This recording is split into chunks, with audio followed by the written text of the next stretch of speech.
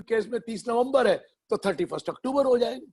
पर ये चेंज आया है, ये भी नोट कर लेना, ऑडिट रिपोर्ट इसी साल से हो गया है, इसी साल से हो गया।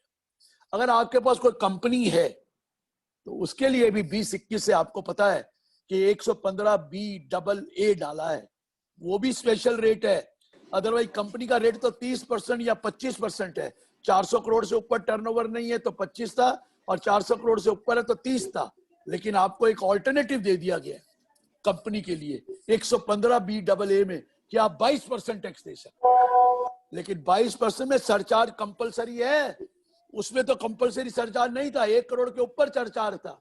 ये तो 1 करोड़ से कम भी सरचार्ज है कंपलसरी, और इसमें कई डिडक्शन नहीं मिलेगी। अगर 115BAA में जाएंगे, चैप्टर 6 नहीं मिलेगा, एडिशनल डेप्रिसिएशन नहीं मिलेगा, लॉसेज जो है इसकी वजह से नहीं मिलेंगे।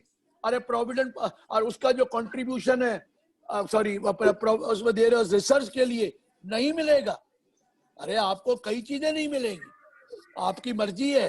22% देना है तो ऑप्ट करिए, कंपनी के लिए ऑप्ट करा है, और नई मैन्युफैक्चरिंग यूनिट लगाई है, और नई कंपनी बनाकर 1 अक्टूबर के बाद लगाई है, तो रेट ऑफ टैक्स 15% भी है। लेकिन उसके लिए ऑप्ट करना है, और 20-21 के लिए ऑप्ट करना है आपने। तो ये ध्यान रखना, 22% और 15% जो आया है वो तब है जब आपको वो कंडीशन सेटिस्फाई करेंगे जो 115BAA2 में या 115BAB में लिखी हुई है। नहीं तो आप ऑप्ट नहीं कर सकते, और एक बार ऑप्ट किया तो वापस नहीं आ सकते। ये बात समझ में आ गई सर? ये भी प्लान करके चलना। 115BAA और BAB भी दिखा दिया, ये मैंने चेंज आपको बता दी। अगला चेंज, आप हमेशा कहा करते थे सर सर्कल रेट, कई जगह सर्कल रेट बोलते हैं, कई जगह स्टैम्प ड्यूटी वैल्यू बोलते हैं, गुजरात में जंतरी वैल्यू बोलते हैं, और महाराष्ट्र में कैलेंडर प्राइस बोलते हैं। वो अलग अलग है।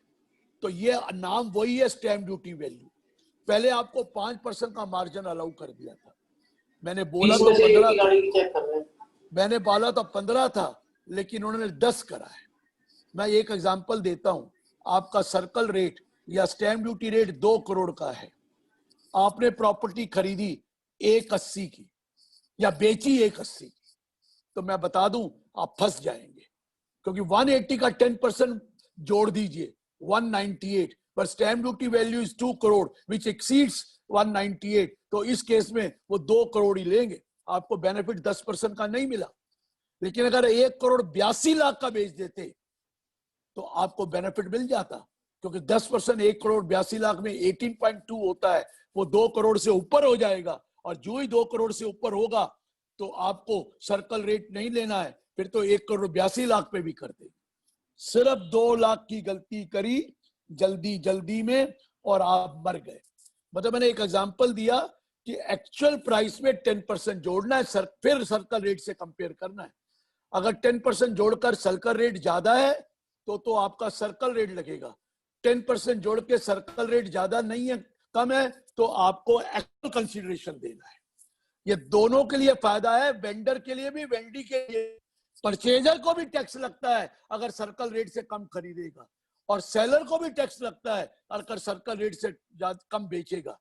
तो हमने कहा तो 15 था, लेकिन 10 मान लिया। अब तो हम दोबारा लगे हुए हैं कि आजकल तो भैया कोविड की वजह से तो बहुत ही हालत खराब है, सर्कल रेट को या तो कम करो, नहीं तो माल तो बिकेगा ही नहीं, और क्योंकि बहुत कम है तो इसको कम से कम 15 कर दो।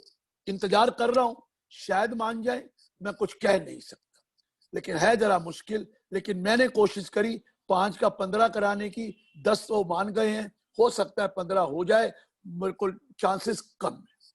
आइए एक और बहुत इंपॉर्टेंट बता दूं, जो आपको बताना है, जो समझना है, और वो जितने भी लोग चैरिटेबल ट्रस्ट का काम कर रहे हैं, जितने भी लोग आपके उस एरिया में चैरिटेबल ट्रस्ट का काम करते हैं, मंदिरों, जो रजिस्टर्ड मंदिर हैं, रजिस्टर्ड चैरिटेबल ट्रस्ट है, या स्कूल कॉलेज जो 1023C में है या 1112 में है, ये मैंने ही बोला था जब हम इनकम टैक्स एक्ट लिख रहे थे।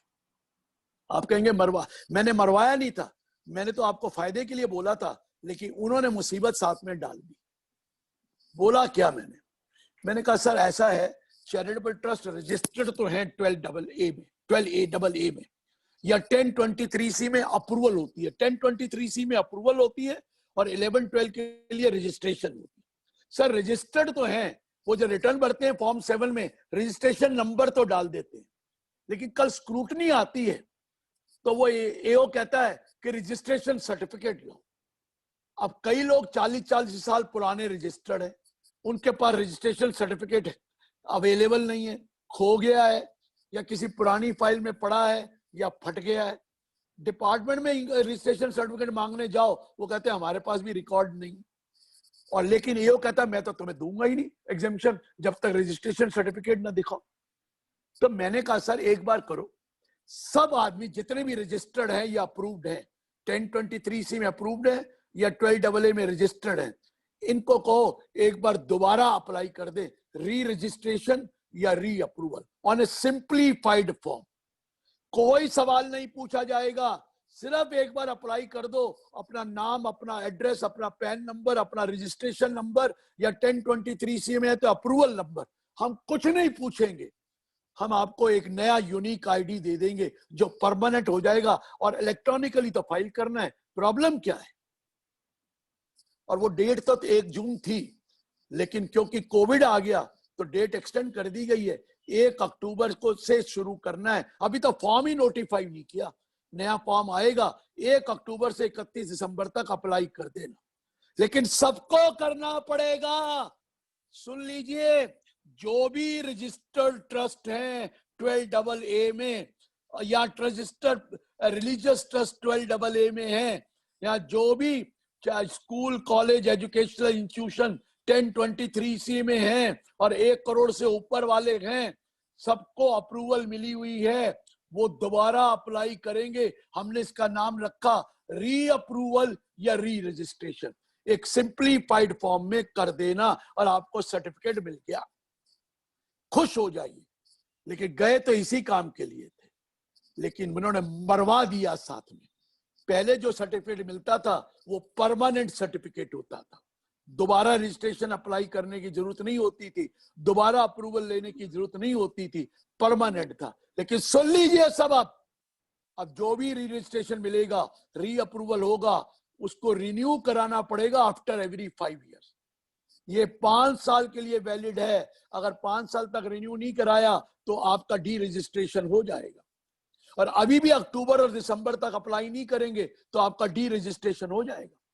तो आपको पहले तो अप्लाई कर देना 31 दिसंबर तक, फिर हर 5 साल में रिन्यूअल है, और रिन्यूअल करने के लिए at least 6 month before the expiry of 5 year, 4.5 साल से पहले पहले आपको दोबारा अप्लाई करना है रिन्यूअल के लिए। और जब आप रिन्यूअल के लिए अप्लाई करेंगे तो उस वक्त तो आपसे सारी डिटेलें मांगी जाएगी, पूरे 3 साल के अकाउंट्स, पूरी ऑडिट रिपोर्ट, पूरी सारी चीजें मांगकर, और पूरा आपकी इंक्वायरी होगी और फिर रिन्यूअल मिलेगा जैसे फ्रेश मिलता है। तो ये भी कह दिया। और दूसरी बात ये भी कही, अगर पहली बार रजिस्ट्रेशन लेने जा रहे हो या पहली बार अप्रूवल लेने जा रहे हो तो आपको प्रोविजनल रजिस्ट्रेशन मिलेगा, परमानेंट रजिस्ट्रेशन नहीं मिलेगा। और ये प्रोविजनल रजिस्ट्रेशन वैलिड होगा फॉर 3 इयर्स, और आपको रिन्यूअल करना पड़ेगा और आपको परमानेंट रजिस्ट्रेशन लेना पड़ेगा। रेगुलर कहूंगा, परमानेंट नहीं कहूंगा, रेगुलर रजिस्ट्रेशन। कब? at 6 months before the completion, 6 months of the commencement of charitable activity, or 6 months before the completion of 3 years, whichever is earlier, आपको रेगुलर के लिए अप्लाई करना है। और रेगुलर मिलने के बाद हर 5 साल में रिन्यूअल के लिए अप्लाई करना है। ये भी आपको मैंने बता दिया, चाहे आपके पास अप्रूवल है चाहे आपके पास रजिस्ट्रेशन है। एक और बड़ी सख्त चीज बता दूं, 80G5 का अगर आपके पास डोनेशन का सर्टिफिकेट है, अप्रूवल है, तो आपको उसके लिए भी दोबारा अप्लाई करना है सिंप्लीफाइड फॉर्म में बाय 31 दिसंबर। उसको भी री अप्रूवल लेनी है 80G की, नहीं लेंगे तो खत्म हो जाएगा। री अप्रूवल लेंगे कब तक? 31 दिसंबर तक। लेकिन अब ये री अप्रूवल परमानेंट नहीं होगी, ये भी री अप्रूवल 5 साल के लिए होगी, और आपको बिफोर 6 मंथ बिफोर 5 ईयर री अप्रूवल के लिए रिन्यूअल करना पड़ेगा। ये सारी फॉर्मेलिटी आपको करनी पड़ेगी। और एक अगर आपके पास 80G है तो जितनी डोनेशन आपको मिलती है उसकी लिस्ट बनाकर गवर्नमेंट की साइट में एक पर्टिकुलर फॉर्म जो भी नोटिफाई होगा और वो ईयरली 99% होगा, आपको अपलोड करनी पड़ेगी। क्योंकि अब आपको डिडक्शन 80G का तभी मिलेगा जो वो जो अपलोड किया वहां से वो आपके यहाँ ऑटो पॉपुलेटेड आ जाएगी आपकी साइट पर। जैसे 26 AS आ जाता है वैसे वो भी आ जाएगी। अगर आपका नाम वहां पर हुआ तो आपको डिडक्शन मिलेगी 80G की, नहीं तो मिलेगी। अगर आपका नाम नहीं है और आपने डोनेशन दिया था तो उस आदमी को कहिए दोबारा रिवाइज करे। जैसे 26 AS रिवाइज रिटर्न रिवाइज होती है, ये भी जैसे क्वार्टरली स्टेटमेंट रिवाइज होती है, ये भी रिवाइज करनी पड़ेगी। तो मेरा पॉइंट समझ गए?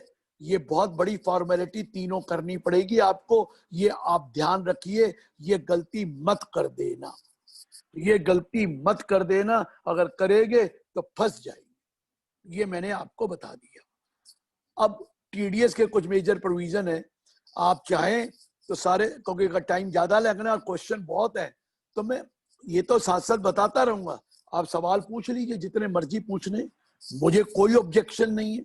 अगर आप सवाल पूछना चाहते हैं तो पहले सवाल पूछ लीजिए, बाकी समय बचेगा तो हम कुछ, क्योंकि आपके बहुत पर्सनल क्वेरीज होंगी, मुझे मालूम है।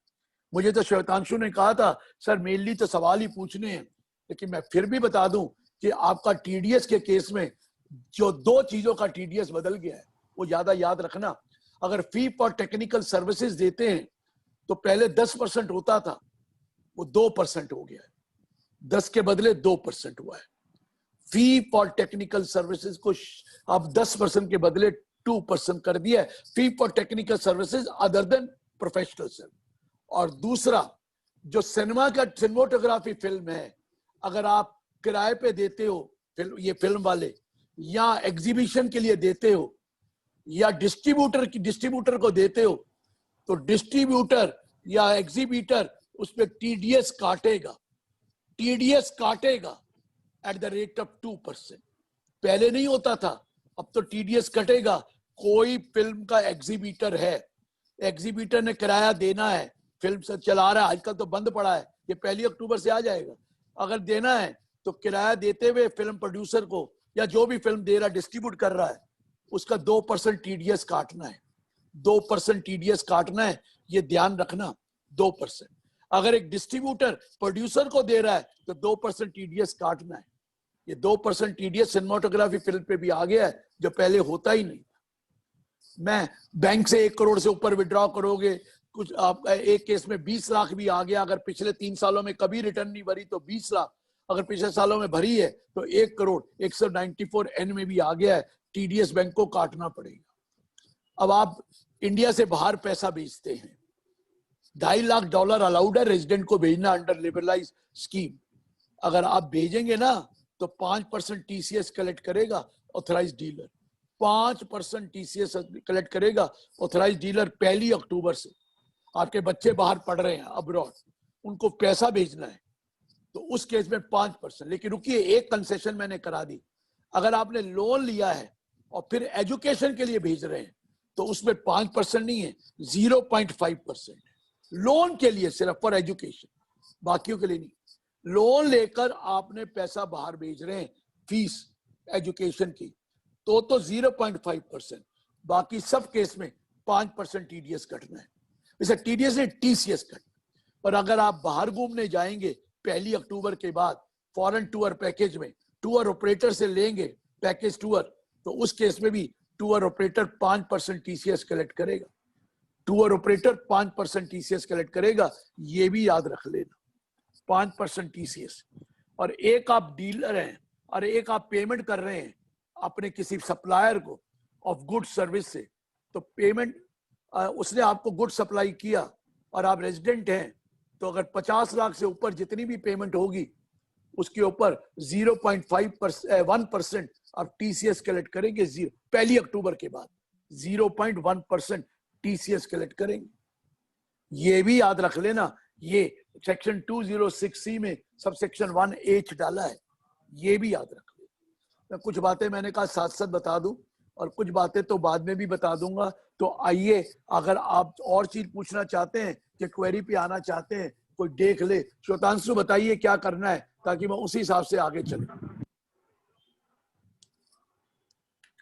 सर एक बार क्वेश्चंस एक बार देख लेते हाँ, ले हैं। लीजिए सारे क्वेश्चन जी। तो क्वेश्चन बहुत होंगे, ले लीजिए लीजिए। आई रिक्वेस्ट पढ़ते रहिए, मैं प्रतीक बताता Khemka ji, please ask your question.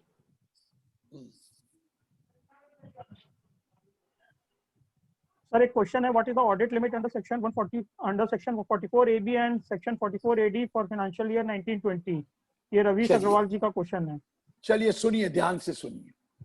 अगर तो आप 44 AD में हैं, आपने 44 AD में गए हैं, तो आपको पता है 2 करोड़ तक तो कोई है ही नहीं। 2 करोड़ रुपए का टर्नओवर तक आप 44 AD में होते हैं और अपनी इनकम प्रिज्यूम करते हैं 8%, या डिजिटल से किया तो 6%। 2 करोड़ तक, 2 करोड़ से कम है तो आपको 44 AD में जाना है।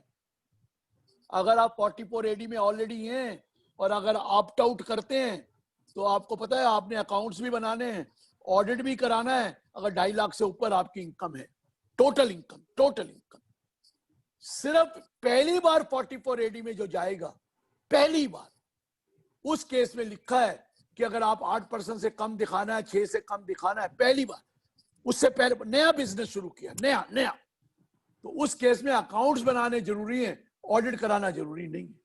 क्योंकि ऑडिट तो तभी कराना है जब आप 1 करोड़ से ऊपर हैं। लेकिन रुकिए, आप 1 करोड़ से ऊपर हैं लेकिन 95% आपकी टोटल पेमेंट, चाहे वो पेमेंट सेल की है या कोई कैपिटल पेमेंट है, 95% payment should be in A mode other than cash और 95% the receipt should be in A mode other than cash. तो लिमिट 1 करोड़ से बढ़ाकर 5 करोड़ कर दी गई। लेकिन 95% पेमेंट और सारी पेमेंट, चाहे वो कोई एसेट परचेज करिए, कोई भी पेमेंट है, और 95% विड्रॉवल अगर आपकी अदर देन कैश है तो उस केस में आप 5 करोड़ की लिमिट है। लेकिन 44 AD में तो 2 करोड़ ही है। अगर 2 करोड़ से कम है और आपने प्रॉफिट कम दिखाना चाहते हैं तो सीधा अकाउंट्स बनाइए, ऑडिट भी करिए। अगर आपकी इनकम 2.5 लाख, टोटल इनकम, ये वाली नहीं कि टोटल इनकम 2.5 लाख से ज्यादा है अगर आप इंडिविजुअल HUF है, लेकिन अगर आप फर्म है तो 5-10 रुपए भी टोटल इनकम है तो आपको ऑडिट कराना पड़ेगा। वो लिखा है एग्जेम्पशन लिमिट से ज्यादा। ये है सर 44 AD। और वो सर नेक्स्ट क्वेश्चन जो है सीएम मेनका अग्रवाल जी का हाँ, है। बोलिए क्या कह रहे थे, बीच में कोई बोल रहा है।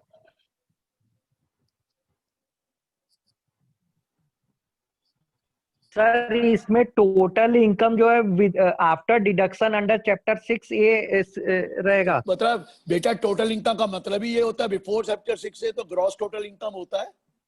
टोटल इनकम मतलब ही आफ्टर चैप्टर 6 से होता है। ये तो सबको पता है। आफ्टर 6 से। Thank you. अरे तो भैया क्या खाएगा और क्या वो ले जाएगा 2.5 लाख रुपया?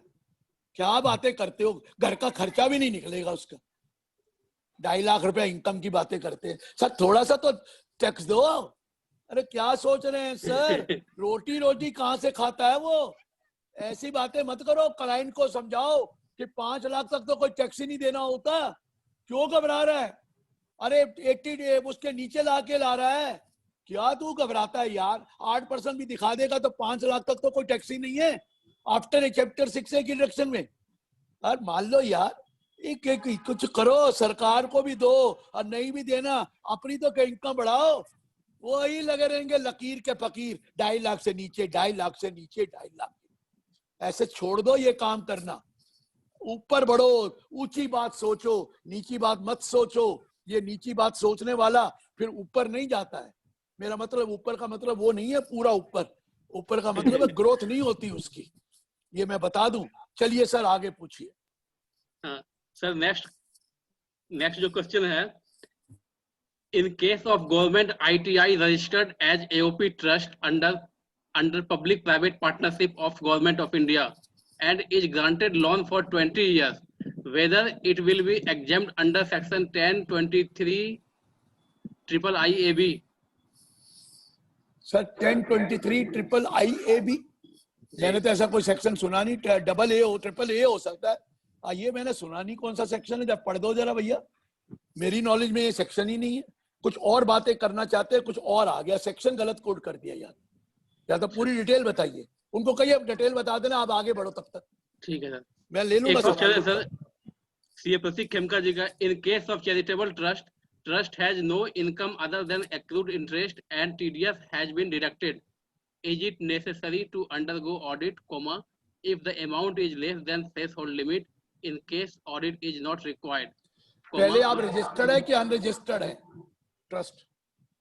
आपको लिखा before claiming exemption under 11 and 12, अगर ऑडिट लिमिट से 2.5 लाख से कम है तो फिर आपको कोई नहीं करना।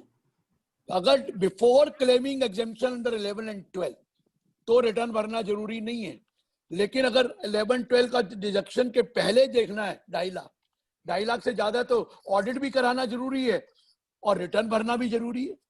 भाई तो 139(4)A सेक्शन पढ़ लो ना भाई, ऑडिट भी कराना जरूरी है, रिटर्न। और दूसरी बात, अगर आप 1023C में हैं, 1 करोड़ से कम है, तो उसमें कुछ नहीं है, रिटर्न भरना है ही कंपलसरी, ऑडिट नहीं है वहां पर, रिटर्न भरना कंपलसरी, रिटर्न भरना कंपलसरी है। तो सारी चीजें ये नहीं है। और अगर आपने टीडीएस वापस लेना है तो बगैर रिटर्न भरे टीडीएस वापस मिलता ही नहीं। अगर आपका टीडीएस कट गया है तो रिटर्न भरना तो जरूरी है ही। चलिए आगे बोलिए सर। एक क्वेश्चन है सी विवेक गुप्ता जी का, child sent money from US and HDFC offer special foreign card and father convert money and father hand over that card to child, in such case 26A shown SFT transaction in father account, please confirm how to deal in ITR 1। Sir भाई साहब, father क्योंकि child की income minor में club होती है, और minor कहाँ का है? माइनर की इंडियन इनकम है तो इंडियन इनकम तो क्लब होनी है, फॉरेन इनकम थोड़ी होनी। माइनर का अगर स्टेटस क्या है, माइनर का स्टेटस अगर रेजिडेंट है तो सारी होनी है, फॉरेन की भी। माइनर का स्टेटस नॉन रेजिडेंट है तो इंडियन इनकम तो होनी है, तो इंडियन इनकम तो होनी है। तो ये सोच के चलिए क्या इनकम है और क्या है। अगर माइनर ने गिफ्ट दी है तो बात अलग हो गई, माइनर गिफ्ट वैसे दे नहीं सकता क्योंकि वो नॉट कॉम्पिटेंट है, लेकिन फादर तो जबरदस्ती ले ही लेता है। सर इसमें माइनर है चाइल्ड नहीं सर, वो जॉब करती है वहाँ पे, फॉरेन में जॉब करती है, वहाँ से। तो फिर माइनर कहाँ से हो गई? माइनर नहीं है, माइनर नहीं लिखा उसमें, वहाँ से। दोबारा क्वेश्चन बोलिए। कि जो यूएस में उनकी बेटी है वो वहाँ पे है, वहाँ से उन्होंने फंड ट्रांसफर किया डॉलर में। एचडीएफसी ने उस फंड को कहा कि आप इसको कन्वर्ट करवा लीजिए, स्पेशल कार्ड दे देते हैं हम। उन्होंने फादर ने कन्वर्ट कराया और फादर के 26 ईयर्स में एसएफटी में आ गया। तो फादर ने कन्वर्ट कराया तो फादर के अकाउंट में आया ना, तो या तो गिफ्ट दिखाओ उसको फादर को, नहीं तो फादर के अकाउंट में कैसे आ सकता है? बेटा बाप। एक चीज बता दो, इनकम टैक्स में तो बीवी हस्बैंड अलग अलग है, ये तो बेटी बाप है। अरे तो हर एक दिन अलग अलग है। आपने कन्वर्ट करके अपने अकाउंट में कर लिया तो आपको गए, नहीं तो बेनामी लॉ में लग जाएगा यहाँ पर। अरे भाई साहब, बच्चों की वजह से आप एक पॉइंट सोच लो, आपका नाम बेनामी लॉ में अगर लीनियल असेंडेंट के नाम पे कोई चीज लेते हैं तो ज्वाइंट ओनर होता है, नहीं तो बेनामी लॉ आ जाता है। हाँ, बच्चे के नाम लेना ज्वाइंट ओनर नहीं है, लेकिन बेटी अगर बाप के नाम को कोई चीज लेती है तो बेनामी है, अनलेस कि उसका नाम ज्वाइंट ना हो। पता नहीं क्या ट्रांजेक्शन है ये, I don't understand, it can not be done. और आपके नाम पे तो आएगा ही आएगा, या तो गिफ्ट लेके दिखा दो और जाम छूट जाएगी। तो ITR 1 में दिखाना होगा सर, इसको ITR 1 में दिखाना है। सर आपका ITR 1 कैसे हो गया? आप तो आपकी कौन सी रिटर्न है वो बताइए ना मुझे, क्या है ये सिंपल आपकी? प्रोफेशनल काम करते हैं, मतलब ये बैंक से FD मिलता है इनको, ज्यादा कोई काम नहीं करते हैं। काम नहीं है तो 1 की जरूरी थोड़ी है, 1 है क्या इनकी इनकम है वो देख के बताना पड़ेगा। फॉर्म 1 है कि फॉर्म 2 एप्लीकेबल है वो तो आप देख के बताएंगे। अगर गिफ्ट है कि नहीं है पहले ये सोच लेना, नहीं तो आपके अकाउंट में आया हुआ है 26 ईयर्स में एक्सप्लेन करना पड़ेगा कि how it has come to your account. नहीं है वो, कैन नॉट। उन्होंने बस वो कार्ड कन्वर्ट करवाया और बेटी को वापस कर दिया, बेटी वहां यूज करेगी। वो किस चीज का कार्ड था यार? कोई special card bank HDFC bank ने दिया उनको कि आप ये पैसा कन्वर्ट करवा रहे हो और इसको आप फॉरेन में ही दे दीजिए अपनी बेटी को और वो वहां यूज कर लेंगी। सर ये ट्रांजैक्शन तो मेरे समझ में नहीं आई है, स्पेशल कार्ड क्या चीज है और स्पेशल कार्ड का मतलब क्या फॉरेन एक्सचेंज का कार्ड है जो ट्रेवल कार्ड होता है? ये मेरे समझ में नहीं आया। ये तो वही बता सकते हैं जिन्होंने स्पेशल कार्ड क्या होता है। हमने तो पहली बार सुना कोई स्पेशल कार्ड बनता है और वो उसको बाहर यूज होते हैं उसका ना। हम तो यही फॉरेन करेंसी का कार्ड बनाते हैं ना जब बाहर जाते हैं, वो वाला तो हो सकता है कि विदेश कार्ड, ये कार्ड। अब ये कौन सा कार्ड है जो बाहर यूज होता है, मेरे समझ में नहीं आया। और नहीं आया तो पहले क्यों किया, इसके नाम पे क्यों आया, उसके नाम पे नहीं आया, ये बैंक के रूल्स बताएंगे, मैं नहीं बता सकता सर। आगे चलिए। Sir good morning. Morning. Sir सी सारिका अग्रवाल बोल रही हूँ। हाँ सर जी बोलिए। मेरी जो क्वेरी थी उसमें सेक्शन गलत कोट हो गया था। Section 10 subsection 23(3)(c) clause 3AB की 3IAB 3IAB 3B। हाँ अरे जी यार आप देखो हमसे करना बहस करना ना। Section 10 clause 23C sub clause 3IAB ये तो जी। होता है यूनिवर्सिटी और educational Any- institution not Yes, for yes, making sir. Any profit but for Yes, sir. imparting education which are funded Exactly. wholly or substantially financed by the government। बिल्कुल sir, हम इसी section की बात कर रहे हैं। हाँ, सर तो फिर एक ITI है अगर government 50% ITI। से ज्यादा है अगर ग्रांट साल की तो आपको सिर्फ रिटर्न भरनी है और कोई कंडीशन नहीं है। सर एक्चुअली गवर्नमेंट ITIs हैं पब्लिक प्राइवेट पार्टनरशिप में, जिनको 20 इयर्स का लोन मिलता है वन टाइम। अरे लोन और से क्या लेना देना सर, मैं ग्रांट कह रहा हूँ। Sir, loan is a grant कोई लोन नहीं व्हिच है। Has to be paid back. Exactly 20 years, after 20 years they have उसको टू छोड़ दो, loan is not an income, loan is not an income. Grant है कि नहीं? नहीं, no grant sir, just interest income उनकी अर्न हो रही है। ये सेल्फ फाइनेंस्ड है ये कॉलेज और यूनिवर्सिटी। नहीं हाँ सर, गवर्नमेंट ने वन टाइम लोन दिया उनको 2.5 करोड़ का। अरे फिर क्या उसी काम लोन करते के हैं ये लिए बताओ बेटा, क्या काम करते हैं सर, क्या काम करते हैं वो? सर मैनेजमेंट क्लासेस चलाते हैं, अलग अलग कोर्सेस हैं तो एक्चुअली मैंने कहा ना गवर्नमेंट। एजुकेशनल इंस्टीट्यूशन है ना, हाँ जी बिल्कुल। अप्रूव्ड है एजुकेशनल इंस्टीट्यूशन। हमने आपको सर- ग्रांट नहीं दी है तो आप 3IAB में आ ही नहीं सकते। तो सर फिर किस सेक्शन में फॉल करेंगे ये? आपको 6 में आना है, VI में 1 करोड़ से ऊपर है तो टोटल रिसीट। ओके। आप तो गलत कर रहे हैं। जब तक गवर्नमेंट ग्रांट नहीं देगी 100%, ये ग्रांट नहीं है लोन, लोन या इज नॉट अ आपका ग्रांट। 50% ज्यादा ग्रांट नहीं आएगी, आप आ ही नहीं सकते इसमें। आपको तो VI में आना पड़ेगा, वहां तो अप्रूवल भी जरूरी है। हाँ टोटल अगर रिसीट 1 करोड़ से कम हो, loan is not an income. लेकिन बाकी कितना आपका इंटरेस्ट आ रहा है और क्या चीजें आ रही हैं? बाकी तो क्लासेस सर की फीस भी तो आ रही है, क्लासेस लगाते हो तो फीस भी आती होगी। बिल्कुल सर, फीस आ रही है। फीस तो बहुत नॉमिनल है, जो फीस आती है वो एक्सपेंसेस में हो जाता है, प्रॉफिट सर ये एक्सपेंसेस को छोड़ दो, पहले रिसीट की बात करो। रिसीट में सर फीस आ रही है और इंटरेस्ट इनकम है मेजरली कितना जो आ पार्ट रही है है। टोटल मिलाकर? टोटल इनकम सर आ जाती है इनकी 10 to 15 lakhs। इनकम नहीं, रिसीट्स। रिसीट्स तो सर बहुत कम होती है, 3-4 लाख की। अरे टोटल क्योंकि मिला के अभी- 15 लाख है, बस मैक्सिमम सर। हाँ तो फिर 3IAD में आ जाओ ना, वहां तो 1 करोड़ से कम वाले को कोई करना ही नहीं है। ओके, तो आप 3IAB 3IAB में नहीं है, 3IAD में वो ग्रांट नहीं है, कोई बात नहीं, 1 करोड़ से कम रिसीट है, वहां जाओ ना। आप 3IAB में कैसे आ गए? 3IAD में जाएगा तो उसमें हाँ sir ji, interest 3IAD less than 1 crore और interest income sir, interest income सब माफ हो जाएगा, सब माफ हो जाएगा। सब। लोन इनकम ओके, नहीं है, सर। बाकी जो इंटरेस्ट आया, फीस आया, सब माफ है। खर्च ज्यादा किया कम किया कुछ नहीं देखना उन्होंने, सिर्फ रिटर्न भरना जरूरी है। ओके सर, अप्रूवल भी थैंक नहीं यू चाहिए सर। इसकी। Thank you sir, thank you. Favour में आंसर आ जाए तो लोग थैंक यू करते हैं, अगर फेवर में आंसर नहीं आता तो वो चुप करके कह देते, चुप हो जाते, बोलते ही नहीं है। उनके फेवर में आ गया ना तो क्या thank you very much, thank you very much. चलिए आगे बढ़ो। सर एक क्वेश्चन है CA पुलेंदु कुमार जी का, अगर हाँ। स्टाम्प वैल्यू मार्केट वैल्यू से 3 टाइम्स है तो वैसे केस में क्या वे आउट है? वे आउट दो ही हैं। एक नंबर वे आउट है स्टैम्प ड्यूटी वैल्यू के पास जाकर उनसे लड़ाई करो, उनके पास अपील फाइल करो और फिर कोर्ट में जाओ। और दूसरा वे आउट है कि अपने रिटर्न भर के अब AO को बोलो कि वैल्यूएशन ऑफिसर को वो कर दे रेफर, और कोई वे आउट नहीं है। नहीं तो कोई नहीं मानेगा। अगर आपने स्टैम्प ड्यूटी वैल्यू कम करा ली तो उस केस में आपके पास 4 साल के बाद भी 5 साल भी हो जाएं तो भी एक सेक्शन 155 सब सेक्शन 15 है, आप उसकी रेक्टिफिकेशन करा सकते हैं और पैसा वापस ले सकते हैं। जी सर, डिस्प्यूट करना ही होगा सर। सर हाँ जी, कुछ और तरीका नहीं है।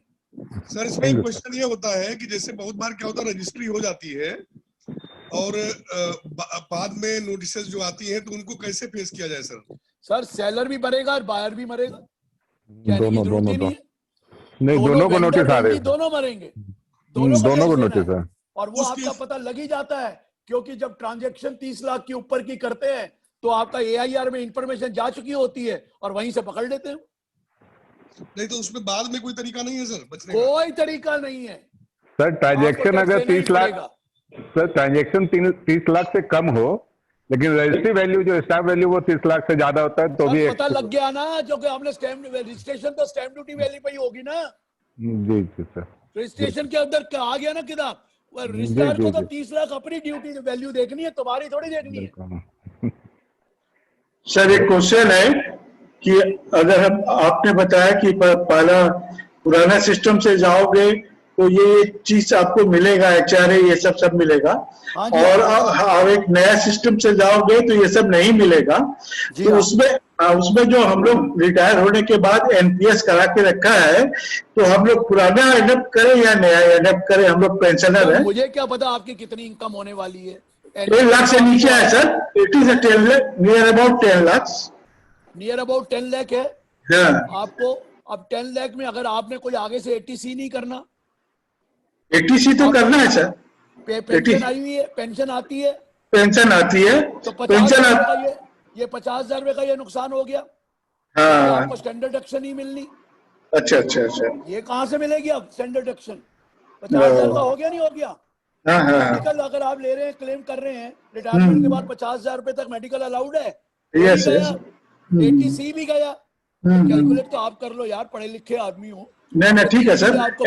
NPS जो एक्स्ट्रा जो 50,000 दिया जाता था 1.5 लाख के अलावा, वो यार वो 50,000 भी नहीं मिलेगा, सिर्फ अच्छा, अच्छा। कंट्रीब्यूशन मिलेगा, वो Thank you, 50 sir. भी नहीं मिलेगा कभी। Thank you, sir. ना, वो भी थैंक नहीं यू मिलेगा। वेरी मच, हाँ थैंक जी, यू हाँ वेरी जी। मच। बेड़ा सर, एक गर्क कर question- दिया, हाँ। सब कुछ तो ले गए। कहता रहा हूँ ना, गए थे ईद मनाने, रोजे गले पड़ जाएंगे। चलिए आगे बोलिए। सर एक क्वेश्चन है श्रवण जी का है, sir whether one need to take prior approval under section 1023C where total receipt is less than ₹1 crore? नहीं जी, अगर वो एजुकेशनल इंस्टीट्यूशन है अप्रूव्ड वाला या हॉस्पिटल है अप्रूव्ड वाला, 1 करोड़ से नीचे कुछ नहीं करना, सिर्फ रिटर्न भरना जरूरी है फॉर्म 7 में, और कुछ नहीं करना, रिपोर्ट करना जरूरी है बस। बोलिए आगे। जी आगे।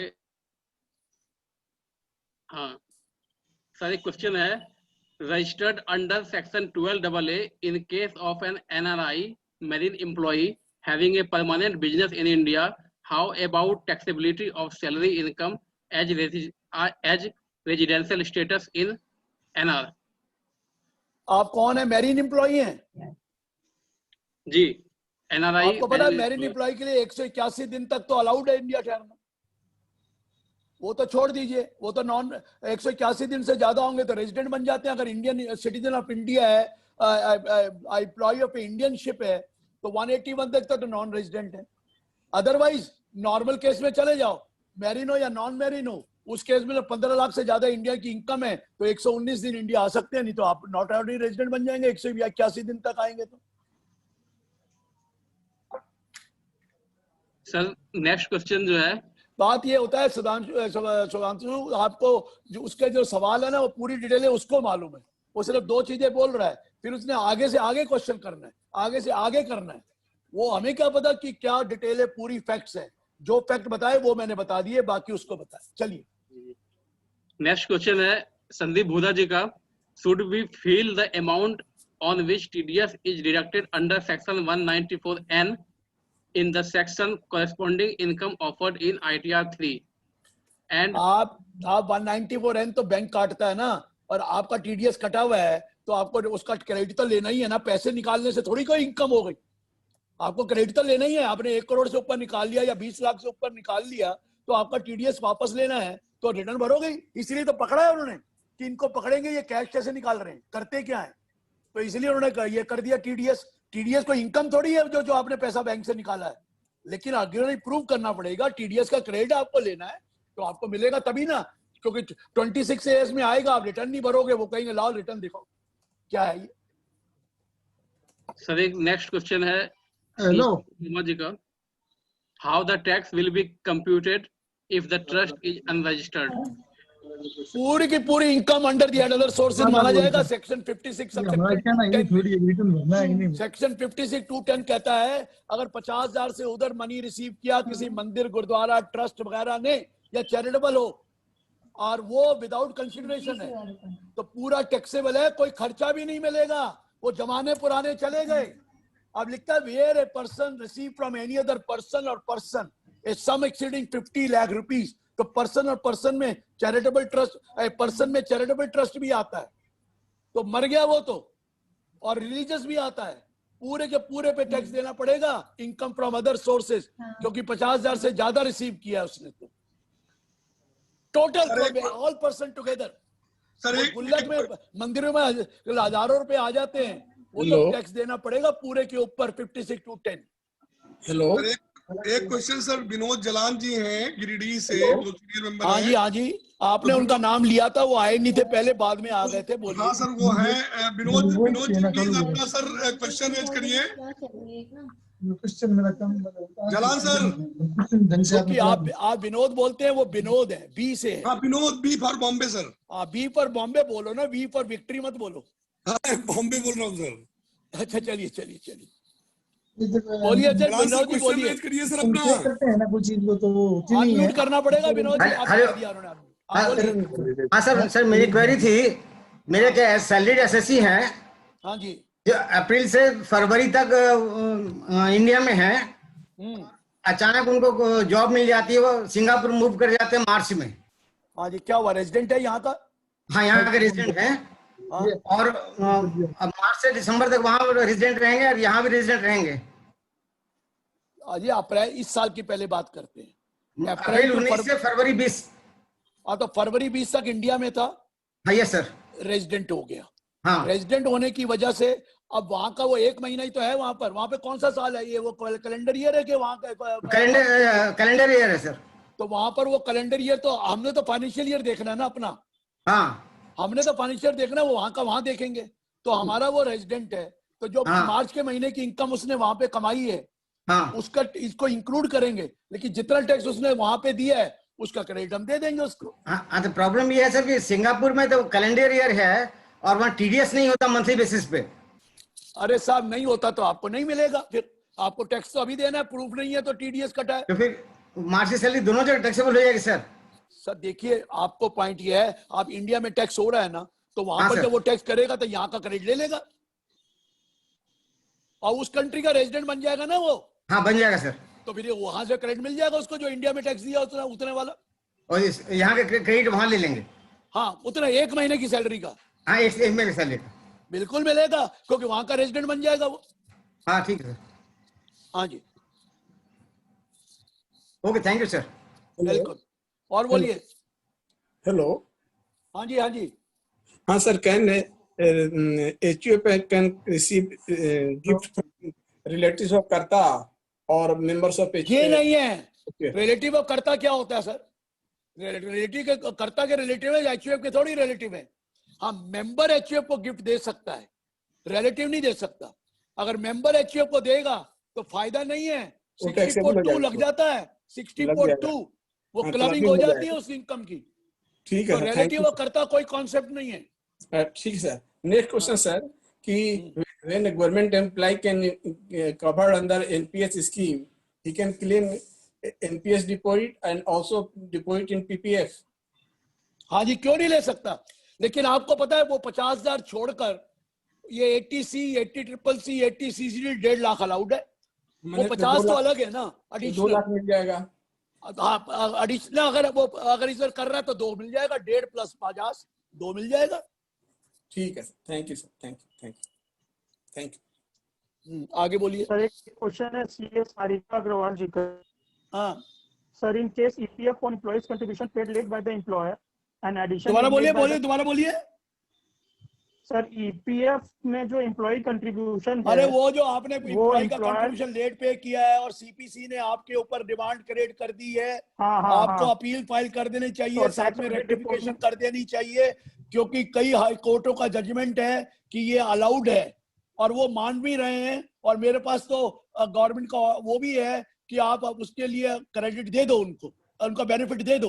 लेकिन आपकी कोर्ट का जजमेंट आपके फेवर में होना चाहिए तो मिल रहा है। और अपील भी फाइल कर देना, क्योंकि कई बार होता है वो डिले हो जाए रेक्टिफिकेशन, तो अपील फाइल कर दो, आपको कमिश्नर इनकम टैक्स फटाफट दे देगा। अगर आपकी कोर्ट की जजमेंट है, हमारे दिल्ली में 2 कोर्टों की जजमेंट है, एक अगेंस्ट और एक फेवर, इसलिए दिल्ली में प्रॉब्लम आ रही है।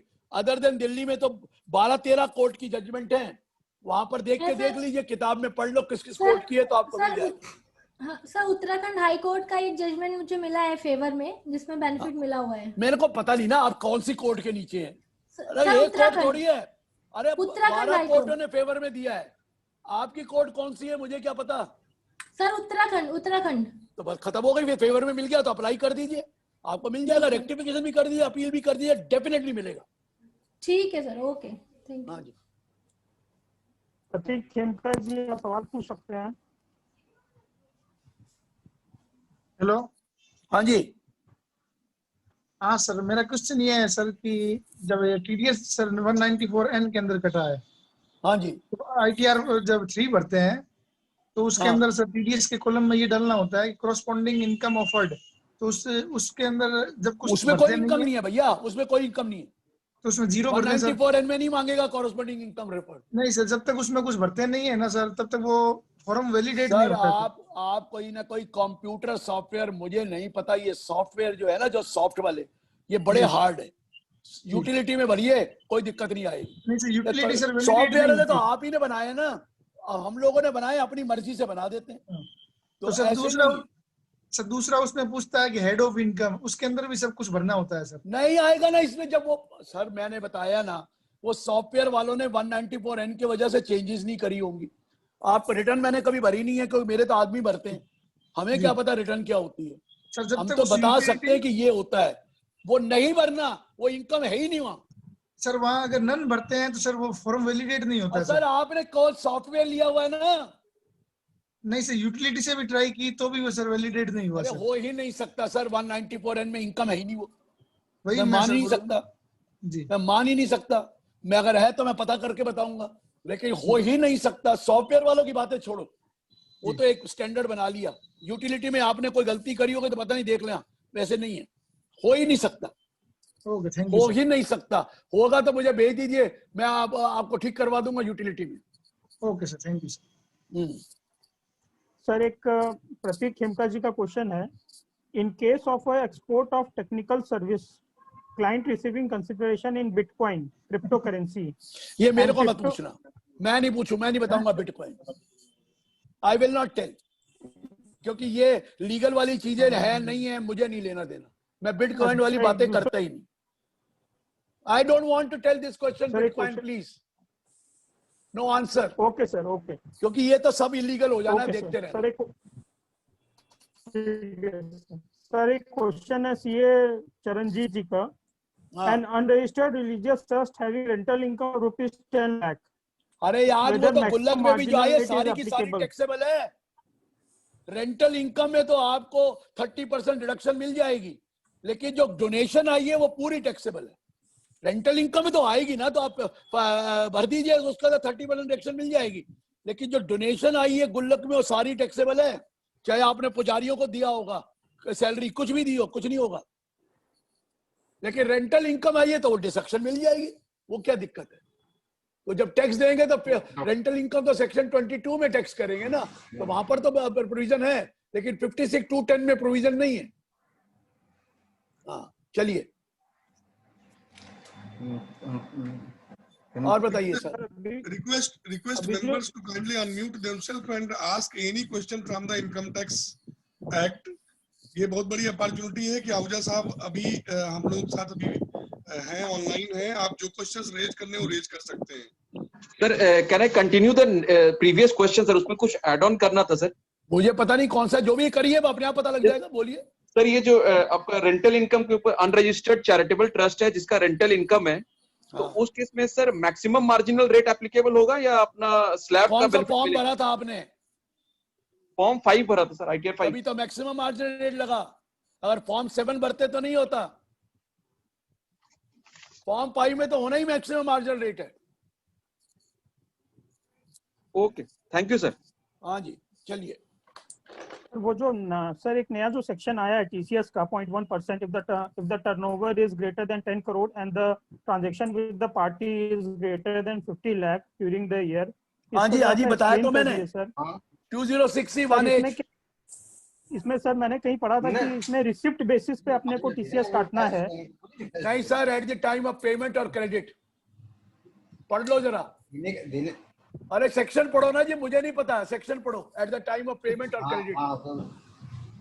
नहीं तो शब्दांशु को कोई एक्ट खोल के देख ले, अभी मेरे सामने 2061H। सर एक क्वेरी है।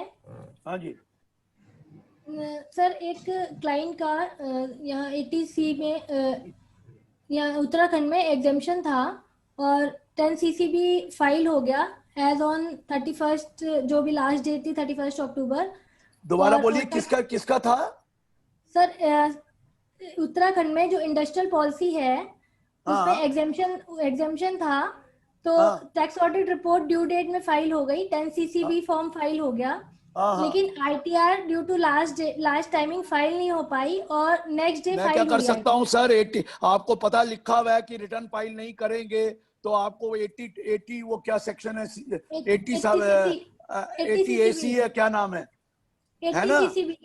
हाँ जी नहीं पर फॉर्म 80 में जाइए, वहां लिखा है कि अगर रिटर्न नहीं फाइल करेगी तो डिडक्शन नहीं मिलेगी, ड्यू डेट तक नहीं करेंगे तो।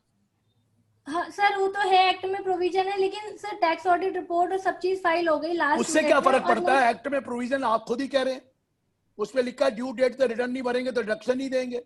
कल कहोगे लॉस है, लॉस कैरी फॉरवर्ड कर दो, मैंने तो ऑडिट रिपोर्ट भर दी थी जी, नहीं ड्यू डेट तक रिटर्न नहीं भरेंगे तो लॉस कैरी फॉरवर्ड नहीं होगा।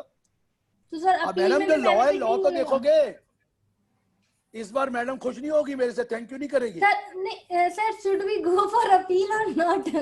क्वेश्चन डज नॉट अराइज, क्योंकि आपको ड्यू डेट में रिटर्न नहीं भरी, या तो ड्यू डेट में रिटर्न भरते। आप सेक्शन पढ़ो ना, 80 AC है मेरे ख्याल, 80 AC शुरू में ही, बिगिनिंग में ही है 80 सेक्शन में। यस, उसमें लिखा है कि you can not get deduction under chapters as part C of the chapter unless you file a return before the due date. Yes sir, act में प्रोविजन है, बिल्कुल है ये। तो फिर मैडम मैं तो लॉ नहीं बदल सकता, सरकार बदल सकती है। लॉ तो लॉ ही है, नहीं तो आपको उससे वो वहां जाना था, वो कंडोनेशन ऑफ डिले करा लो, 119(2) में अलाउड है। ओके। और एक सर्कुलर भी है उसका, वो ले लो। अगर 50 लाख से नीचे है तो CCIT कर सकता है कंडोन। ओके सर, तो कंडोनेशन डिले में जा सकते हैं उसमें, क्योंकि CPC ने प्रोसेस। हाँ जी वो कर सकते हो, वो सर्कुलर है, किताब में डाल रखा है मैंने। हाँ जी okay sir, okay sir, thank you. हाँ जी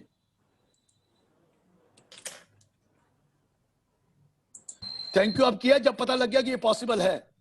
चलिए आगे, चलो आगे, मजाक कर रहा हूँ यार, चलो चलिए। सिद्धांशु जी क्वेश्चंस जो और आ रहे हैं उनको टेकअप कर लीजिए। जी सर, एक मेरा क्वेश्चन है सर, ये जो ऑनलाइन जो आ रहा है सिस्टम जो आ गया है और ये स्टार्टिंग से भी था, इससे क्या कुछ इम्पैक्ट आने वाला स्मॉल एंड मीडियम काम बंद हो गया और क्या में है? आप लोगों का काम बंद हो गया, घर बैठ के काम करो, ऑफिस में बैठ के। अब ऑफिस में इनकम टैक्स डिपार्टमेंट जाना ही नहीं है, समझ आ रहा है? वो भी रो रहे हैं, आप भी रो रहे हैं, वो भी रो रहे हैं और आप भी यही कर रहे हैं।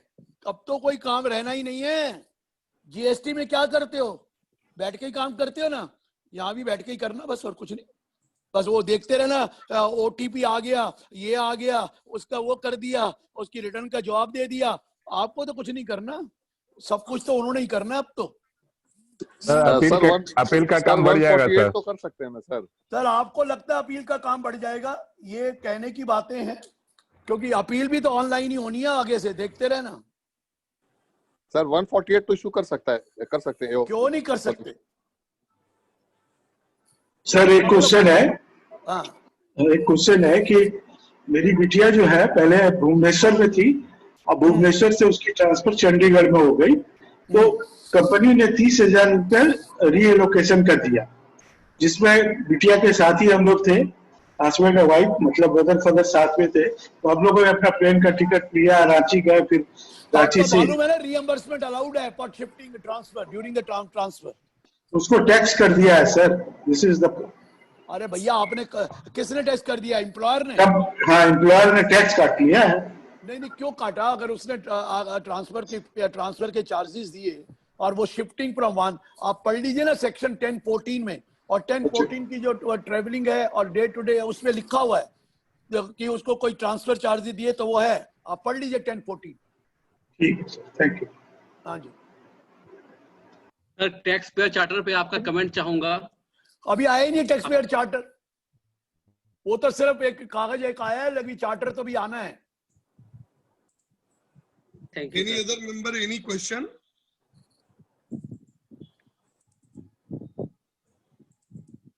और सर VRS में जो सर छूट मिलती है वो तो 5 लाख के अलावा तो और कुछ नहीं मिलता है, जो 10 किसमें अगर सर किसी स्टाम्प को ड्यूटी VRS और मिलता रजिस्ट्रेशन फीस जो है, हाँ जी, और रजिस्ट्रेशन ऑफ अ प्रॉपर्टी जो है 2 लाख से ज्यादा इन्होंने कैश पेमेंट किया है, तो what can be the implication? Government ने रिसीव किया तो कोई दिक्कत नहीं है ना, आप रिसीव नहीं कर सकते, गवर्नमेंट तो कैश से ज्यादा रिसीव कर सकती है।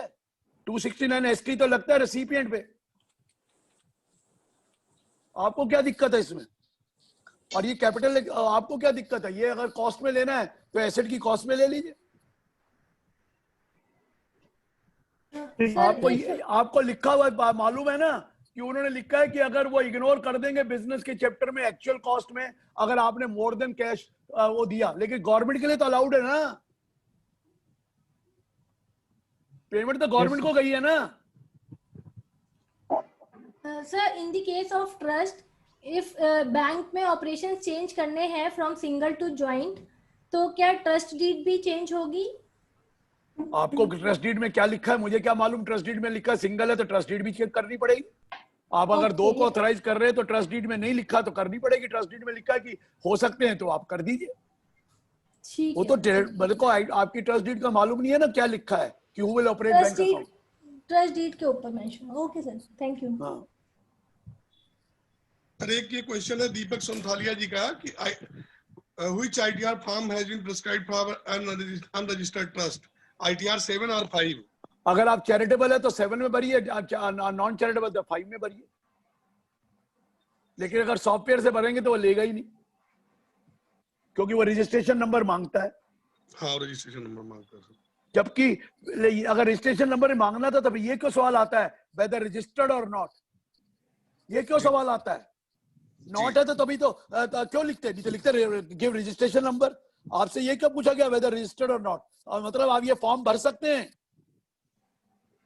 चैरिटेबल फॉर्म भर सकता है ये वाला फॉर्म 7। फायदा यही है, उस केस में आपको बता दिया स्लैब रेट से टैक्स लगता है। मतलब ITR 7 भी फाइल किया जा सकता है? जी हाँ, होना ही चाहिए, तो चैरिटी है आप। बिल्कुल, वेदर रजिस्टर्ड और नॉट इट इज इमैटेरियल ना। आप ये बताइए ये लिखा क्यों है फॉर्म 7 में? आप देखते हैं ना, वहां लिखता है वेदर रजिस्टर्ड और नॉट, तो आपको यस और नो करना पड़ता है ना। बिल्कुल, तो इसका मतलब क्या है कि नो वाला भी अलाउड होना चाहिए ना आगे बढ़ना। सॉफ्टवेयर आगे बढ़ते ही नहीं है, सिर्फ एक सॉफ्टवेयर है जीनियस का, क्योंकि उसका नाम ही जीनियस है, उसका चलता है। अच्छा, जीनियस चलता है। सर, वो मिस्टेक आता है ना सर, उसका कभी एरर आ जाती है, डिपार्टमेंट से नोटिस आ जाता है कि ये कैन नॉट सर फाइल वो इट। तो हमेशा ही आएगा, डिपार्टमेंट वाले भी तो गधा, तो कंप्यूटर सॉफ्टवेयर उन्होंने भी तो सॉफ्टवेयर ही बना रखा है जितना उनको आता है। 2 चैप्टर किसी को आते ही नहीं है, ना ट्रस्ट का ना हिंदू अनडिवाइडेड फैमिली का, हमेशा ही झगड़े होते रहते। सर एक चीज और सर, इसमें क्या करना चाहिए सर? वही रेक्टिफिकेशन, फिर उन्हीं तो फिर वो अपील। हाँ जी, थैंक यू। बोलिए। हाँ सर, ये ITR 7 में जो भी इनकम आई है, ये इनकम फ्रॉम अदर सोर्सेज, जैसे कि आपने अभी आप इनकम फ्रॉम अदर सोर्सेज क्यों भरते हो? आपको तो ग्रॉस रिसीट उसमें भरो, जब इनकम फ्रॉम अदर सोर्सेज भरोगे सीधा ले लेगा टैक्स 30%। और ये आपको भरना ही नहीं है, आपको तो ग्रॉस रिसीट माइनस एक्सपेंसेस वो वाला कॉलम भरना है, हेड कोई इनकम नहीं भरनी, हेड की इनकम होती ही नहीं है। बिल्कुल, क्योंकि पहले हमारा ये परसेप्शन था कि जो only registered trust can go for ITR 7। नहीं, जरूरी नहीं, ऐसा नहीं। Okay, thank you sir. Question ये ब्रह्मदेव प्रसाद जी का है If an employee went Singapore for employment in August 2019 and stay in India less than 182 days during 1920, he wants to know the residential status of the employee. जब 1 सितंबर से पहले चला गया तो 181 days है, तो he has gone for employment. He is non-resident. He is non-resident. He is non-resident. He has to pay tax only on Indian income, not foreign income. Sir ये CA Hiranath Mishra ji का क्वेश्चन है, पास चेयरमैन है Patna branch के। Registered trust means registered with local. नहीं, आपका भी क्या मतलब है? पास चेयरमैन है तो आंसर देना पड़ेगा, नहीं तो नहीं देना पड़ेगा। नहीं सर, ऐसा नहीं, बताइए। नहीं सर, मजाक कर रहे हो सर, कुछ हंस खेल भी लिया करो सर जी। अरे हम सही बात है, सही बात है सर, कोविड में कुछ तो होना चाहिए, कुछ तो हंसने का मौका मिलना चाहिए। चलिए बोलिए। Registered trust means registered with local authority, yes or no? Sir registered local authority नहीं, registered with income tax department जरूरी है। आप प्राइवेट की बात कर रहे हैं, चैरिटेबल की? मिश्रा जी पूछिए, मिश्रा जी, हीरानाथ मिश्रा जी।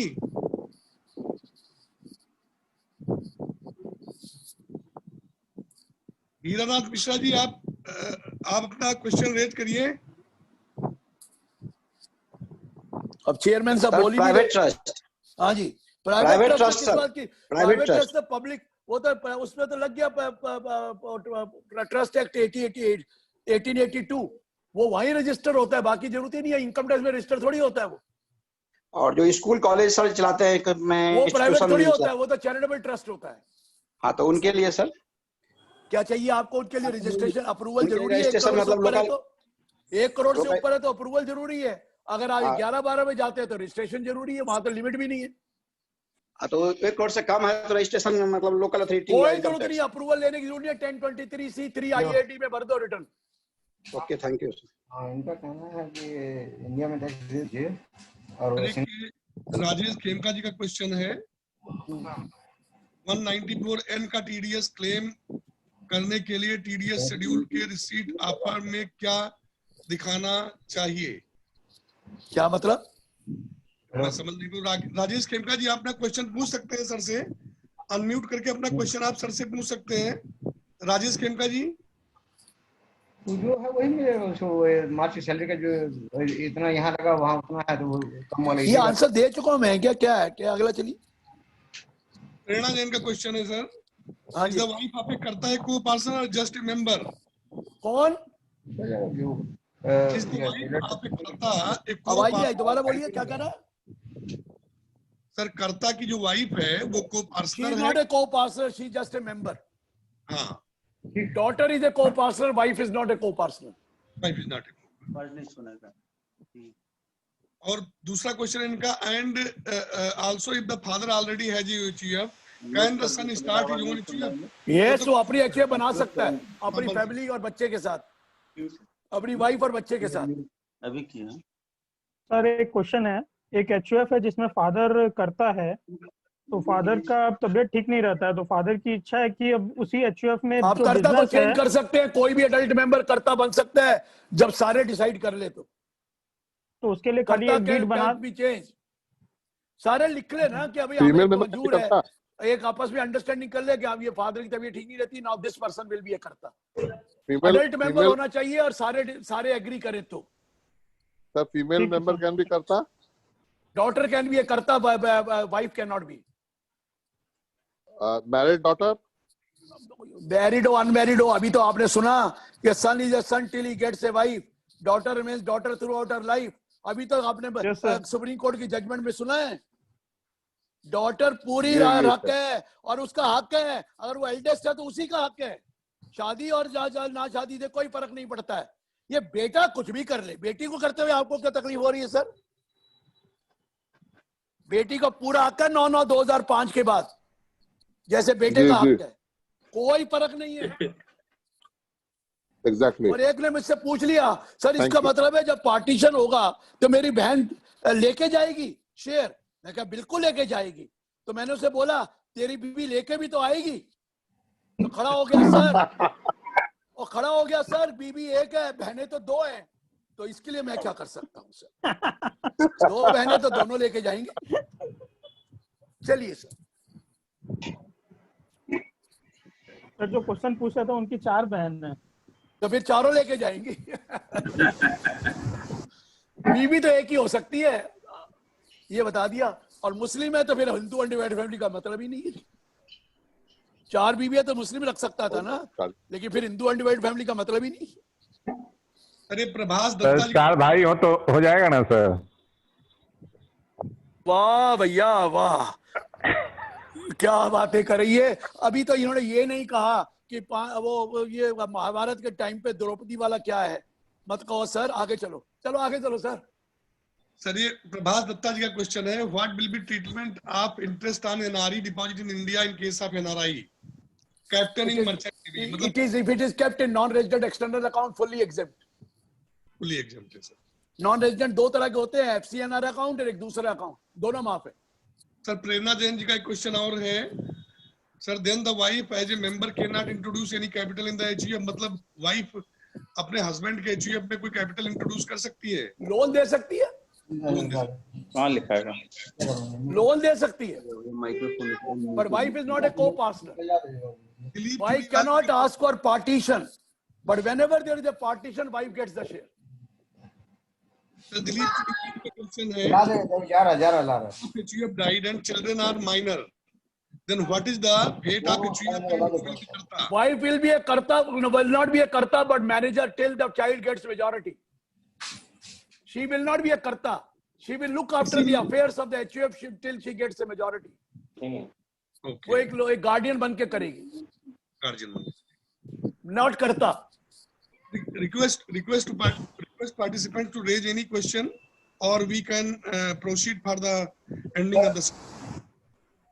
किसी कोई क्वेश्चन है तो आप प्लीज अभी क्वेश्चन पूछ सकते हैं। 26S में सर बहुत सारा रिफ्लेक्शन आ रहा है ट्रांजैक्शन का, उसका क्या ट्रीटमेंट करेंगे? जो ट्रीटमेंट है उसका जवाब देना ही पड़ेगा आपको। अब कौन सी ट्रांजैक्शन है मुझे बताइए, अभी तो रुक जाइए, अभी तो और बहुत कुछ डिटेलें आने वाली हैं। एक एक चीज आपके बारे में पता लग जाएगा और वहां आ जाएंगे। इवन तो कैपिटल गेन भी जो कमाओगे वो ऑटोमेटिकली आ जाएगा वहां पर। इंतजार कीजिए क्या क्या इंफॉर्मेशन आने वाली है। जमाना पुराना छोड़ दीजिए और एक अपना कंप्यूटर भी ठीक कर लीजिए। आप सोचेंगे कि आपके कंप्यूटर में सबसे बारूद आपके कंप्यूटर में भरा हुआ है और कोई चीज डिलीट नहीं होती है। ये मैं आपको बता दूं, अगर किसी भी क्लाइंट का सर्च हुआ, किसी भी क्लाइंट का सर्च हुआ तो सीए का सर्वे जरूर होगा, ये मैं पहले बता दूं। सब उनको पता है कंप्यूटर में क्या क्या भरा हुआ है, कोई डिलीट नहीं होता है, कुछ भी नहीं होता, सब रिट्रीव। सर एक क्वेरी थी। हाँ सर एक एम्प्लॉय है, उसने सर अप्रैल के महीने में जॉब किया sir out of India sir, south Africa में, और फरवरी में उसने जॉब छोड़ दी। और सर उसने जो पैसे हैं कुछ 2-3 महीने के पैसे उसने इंडियन सेविंग्स अकाउंट में रिसीव किए, तो सर उसकी टैक्सेबिलिटी का सर क्या होगा? क्या क्या दोबारा अप्रैल से लेकर कब तक सर्विस करी बाहर? फरवरी तक सर वो सर्विस किया था। अप्रैल टू फरवरी बाहर था, फिर इंडिया आ गया है। हाँ जी सर। तो इंडिया में तो नॉन उसके बाद इंडिया आ गया सर।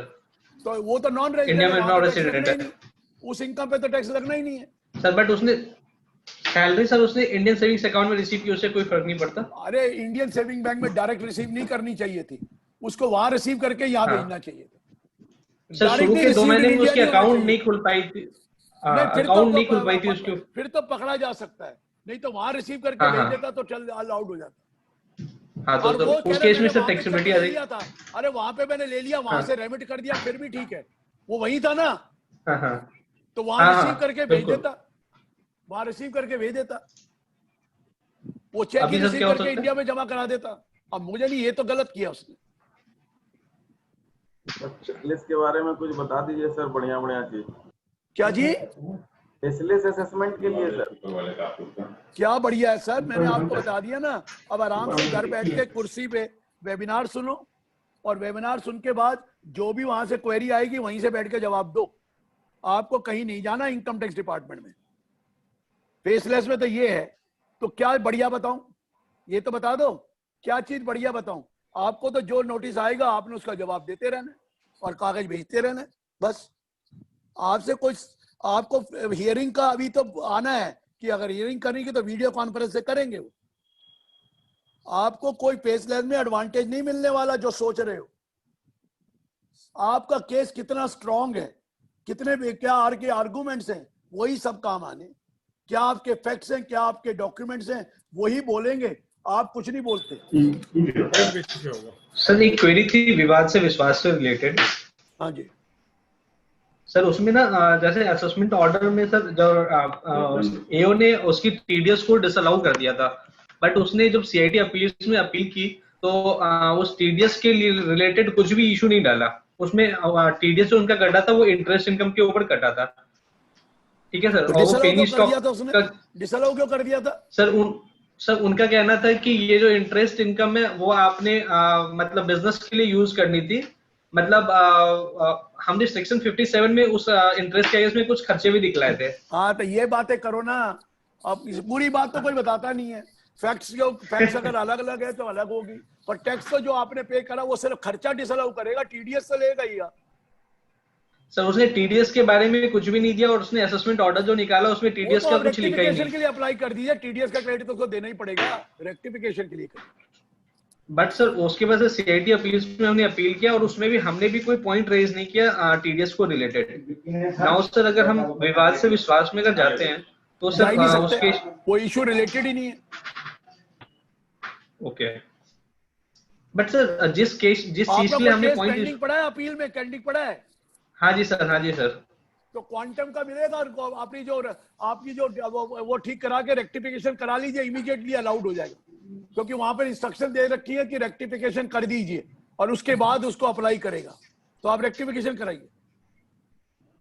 ओके, पहले रेक्टिफिकेशन कराइए, टीडीएस का क्रेडिट दो हमें। Okay okay okay sir, thank you. पहले रेक्टिफिकेशन कराइए, फिर विवाद से विश्वास जाइए। Okay sir. There are few more questions very quickly. Can daughter be karta of the family with consent of all members of the HUF? Yes. Consent क्या? अगर वो eldest daughter है, eldest है person और father की death हो जाए तो वही कर्ता बनेगी और कोई बनेगा भी नहीं। Great sir. Sir, next question is from Anil Kumar Jha ji. What to do if appeal effect of ITAT is not given by CIT exemption under section 12AA? वो तो देना पड़ेगा उसको, नहीं तो आप एक काम करिए ना, आप एडवर्टाइजमेंट में चले जाइए और एक कॉपी पीएमओ को भेज दो, कितनी जल्दी क्रेडिट मिलेगा आपको। सर पीएमओ को भेजो। सर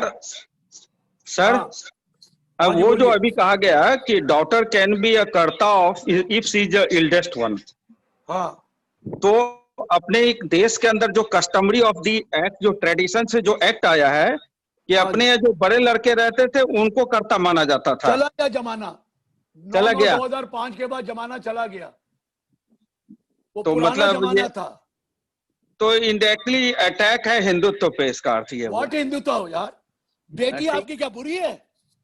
किससे ज्यादा प्यारी, बेटी से बड़ी प्यारी चीज हो ही नहीं सकती कोई। क्या बातें करते हैं? अभी भी आपका वही लगा हुआ है, बेटा बेटा बेटा। और आजकल बेटियां ज्यादा ऊपर जाती हैं बेटों से। बेटे तो बदमाश हो गए आजकल के। अगर बेटियां छोटी है तो तब भी हो सकती है करता। नहीं, पहले तो का एल्डेस्ट होएगा चाइल्ड। अच्छा, थैंक यू सर। पर बेटी के लिए ये भावना मत रखो। हिंदुत्व की क्या बात आ गई इसमें? कमाल है यार। एक तो कोर्ट आपको कह रहा है कि बेटी का पूरा राइट है, और वो एचयूएफ में आया, और उसमें तो पहले भी राइट है बाप की प्रॉपर्टी में। तो ये तो एचयूएफ में मिला है 9/9/2005 से। प्रॉपर्टी का राइट डिफरेंट इशू है, लेकिन कर्ता का इशू डिफरेंट है। क्या इशू है? क्या है? आपकी बीवी भी बन जाएगी, आपके उसके अपने फादर की एचयूएफ में जाएगी अगर बनाना चाहे तो। अगर सारे एग्री करे तो छोड़ दो, ये कोई इशू नहीं है, ये कोई इशू नहीं है। सर अरे सर, बेटी हमेशा बाप को पूछती है। बेटे तो आपकी अगर मोती दान किए तो पूछेगी, बेटे नहीं पूछते, बेटियां ही पूछती हैं। कर्ता का अपने यहाँ कॉन्सेप्ट था कि after the demise of the parents और फादर। पुरानी बातें छोड़ दो। 9/9/2005 से पहले कॉन्सेप्ट कुछ और था। मेल को ही प्रेफरेंस दी जाती थी, अब फीमेल को भी प्रेफरेंस है। अरे बेटे की बेटी का भी हक है। पहले तो बेटे का होता था, अब बेटे की बेटी का भी हक है। वो को पार्टनर की बेटी है। जमाने भूल जाओ, अपना माइंडसेट चेंज कर लो। Question is it compulsory to follow the Section 44 AD continuously for 5 years if turnover is below rupees 2 crore. देखिए, अगर आपका टर्नओवर 2 करोड़ से नीचे है और आप ऑप्ट आउट करना चाहते हैं तो अगले 5 साल वापस नहीं आ सकते। अगर 2 करोड़ से ऊपर हो जाए तो चले जाओ बाहर, कोई दिक्कत नहीं, लेकिन 2 से नीचे है और आप कहते हो कि मैं नहीं आना चाहता इसमें, तो एक बार गए 5 और साल भी गए, 6 साल का हो जाएगा आपका मामला, दोबारा नहीं आ सकते 6 साल तक। 1 + 5 नहीं आ रहा ना अभी कुछ।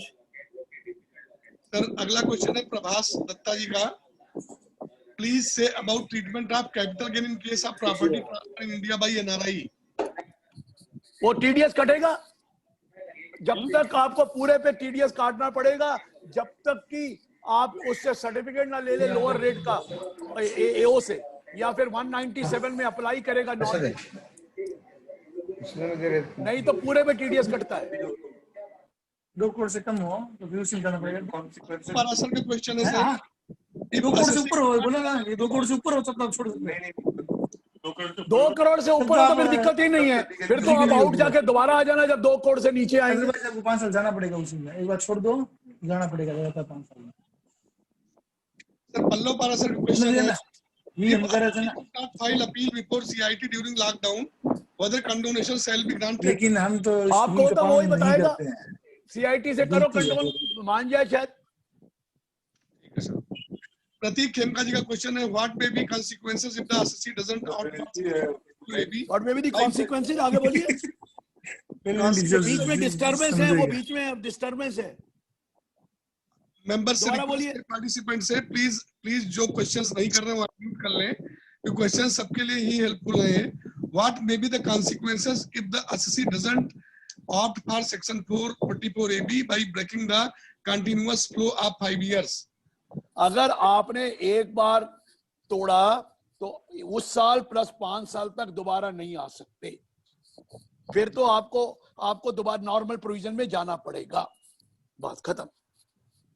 प्रेरणा जैन जी का एक क्वेश्चन और है, one of my client asked what is the purpose of representing the exempted partners share of profit in the partners return on which the partnership has firm has already paid the tax on. मतलब इनका मतलब है कि वो जो हम profit दिखाते हैं ना सर पार्टनर्स वाला, वो तो दिखाना पड़ता है, तभी तो आपका नॉन वर्किंग पार्टनर की भी डेट एक्सटेंड करवा दी कि वो कहता था बैलेंस शीट तैयार नहीं है, तो भैया वो इसलिए दिखाना पड़ता है शेयर ऑफ प्रॉफिट कि आपने कोई कैपिटल इंट्रोड्यूस कर दिया हो, कोई प्रॉफिट आ गया हो तो पता तो लगेगा। आपको कैपिटल भी देनी पड़ती है अपनी डिटेल, सिर्फ शेयर ऑफ प्रॉफिट नहीं है, कैपिटल की डिटेल भी देनी पड़ती है, क्लोजिंग कैपिटल और ओपनिंग कैपिटल वाली जो है वो तो क्रॉस चेकिंग है।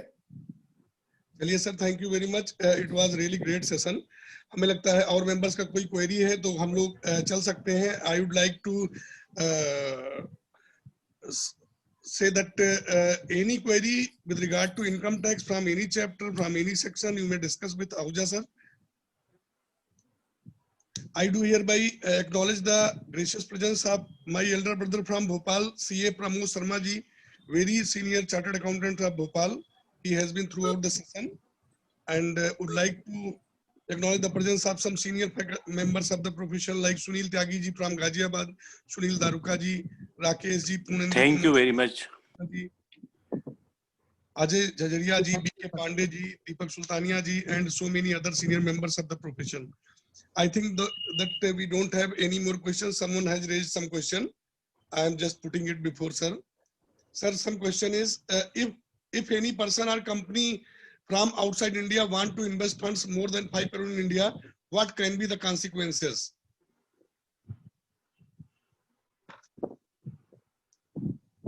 Ahuja sir.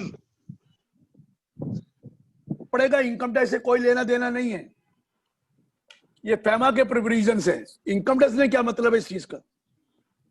सर एक क्वेश्चन और आया है श्रवण जी का, if a salaried employee having trading turnover from stock market exceeds ₹1 crore, will it attract 44 AB? बिल्कुल करेगा, अगर आपको 44 AD में नहीं गए तो। 44 AD में जाइए तो ठीक है, नहीं तो 40 फिर तो ऑडिट कराना पड़ेगा। लेकिन क्योंकि वो ट्रांजैक्शन सारी अगर बैंक से है तो फिर 5 करोड़ की टर्न है, फिर 1 करोड़ क्यों देख रहे हो? अगर सारी ट्रांजैक्शन बैंक से है तो 1 करोड़ की थोड़ी है, 5 करोड़ लिमिट हो जाएगी। चलिए, थैंक यू सर। सर मैं इस सेशन में आपके आने के लिए अपने हृदय गहराइयों से आपको धन्यवाद ज्ञापित करता हूं। धन्यवाद सर।